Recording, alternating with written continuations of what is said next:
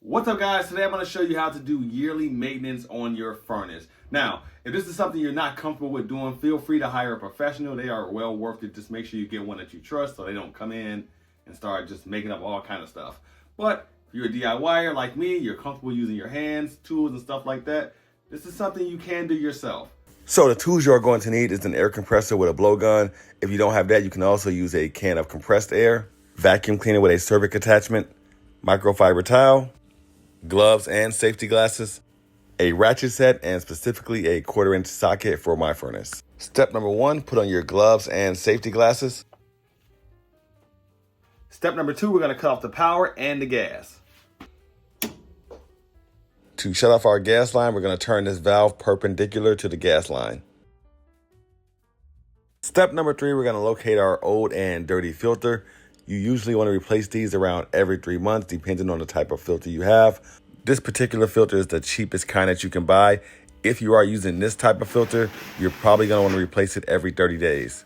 But for filters with a higher MERV rating, 3 months should be fine, but every circumstance is different. And the other thing to do is make sure you put your furnace filter in facing the correct direction. This is a very cheap one. Doesn't matter which way you put it in, but most of them are going to have an arrow on them pointing to the right direction of airflow. And a quick rule of thumb, you usually want the arrow pointing towards the furnace.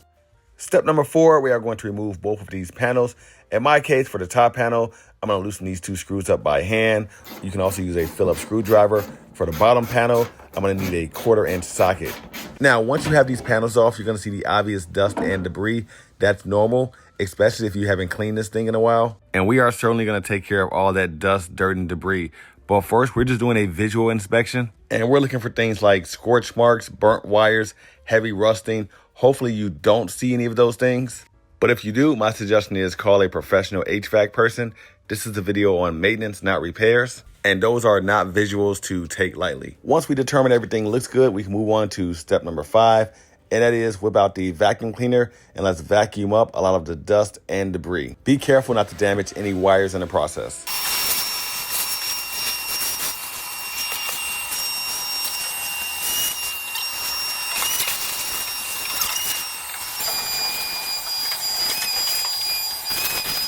Now, what you have down here is your blower motor. The best way to clean this thing would be to take it out. You would essentially want to take a picture of your motherboard. You would have to disconnect quite a few wires from the motherboard. That's why you want to take the picture so you can remember how to put them back. From there, you would unscrew the housing that holds the motherboard from the furnace. You would carefully move it aside. And then there is usually like 3 to 4 screws on the upper half of the blower motor. On each side, you would unscrew those. And then the blower motor pretty much slides right out.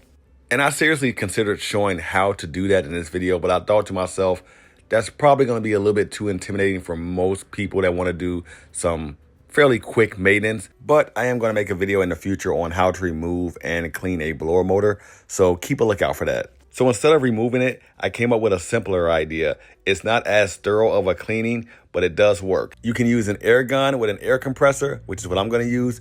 Or if you don't have that, you can use a can of air.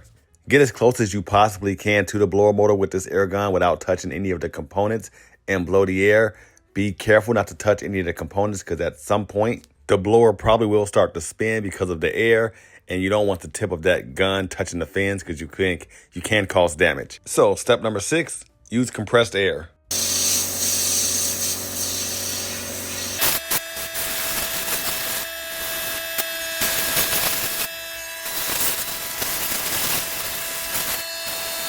Once we're all done with that, we're going to grab our vacuum cleaner again and vac up a lot of the loose dust and debris that we knocked away.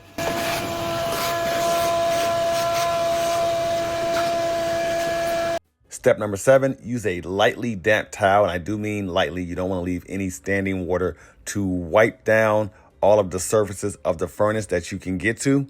And I'm referring to primarily the flat surfaces like the furnace walls, the floor, the door panels, things like that. And be very, very careful. There are lots of sheet metal screws penetrating through the sheet metal of the furnace. So just be careful not to poke yourself. They are all over the place.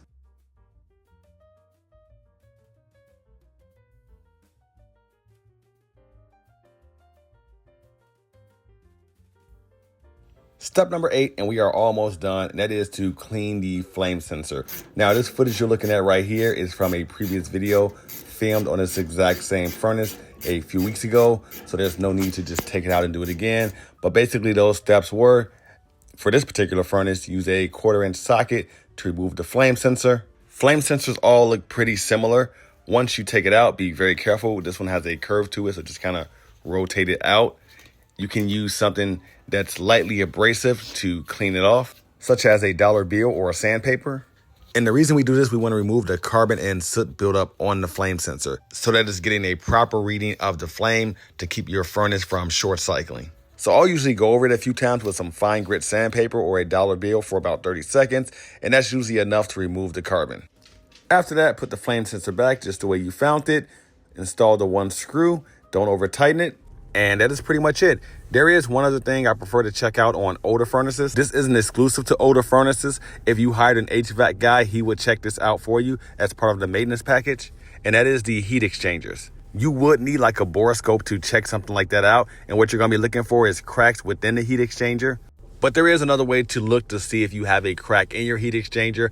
It's not gonna work as good as having a camera. That's the best way to do it, but it is a possible symptom of a cracked heat exchanger. And I'll put a link down below for a borescope if you're looking to get one, if you want it. They're pretty easy to use. So now let's put this thing back together so we can check that method out. I'm done with the numbers. We're gonna put our bottom panel back on.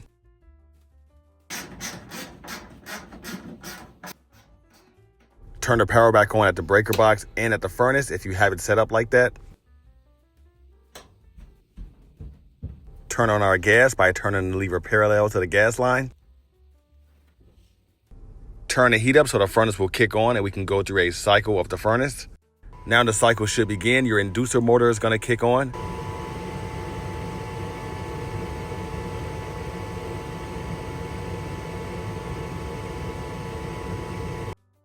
Then the hot surface igniter is going to glow red.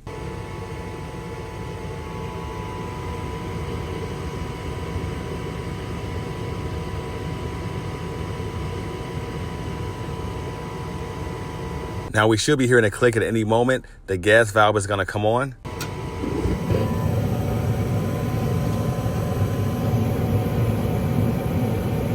From here, at any moment, the blower is getting ready to kick on and it's going to blow air over the hot heat exchangers.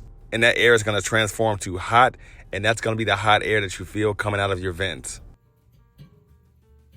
Now, keep in mind, your flame should be primarily blue, but what do we just do, right? Well, two things. One, we have the door open, and then also we just kicked around a bunch of dust and debris. And when that blower kicks on, you're gonna see a lot of orange that should last for, a few seconds to a couple minutes.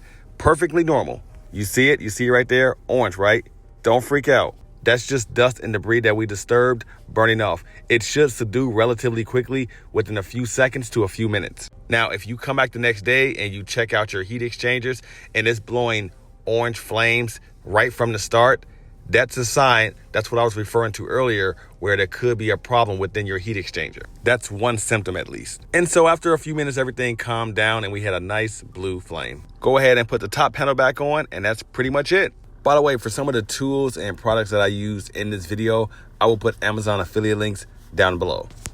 So that has been a look at how to do yearly maintenance on your furnace. I'm going to consider this video like a stage 1. Stage 2 will be slightly more advanced, maybe some things that you DIYers might not want to do. Things like pulling out the blower motor or, getting a special tool to look at the heat exchangers inside of your furnace. So you might want to hire a professional for that. But those things can be done, and I'll probably show those in a future video. But yeah, for a basic yearly maintenance cleaning, that's pretty much what we just did. Questions or comments, please let me know. If you know anyone that can use this information, please share this video with them. Take care. I'll see you all in the next one, and thanks for watching.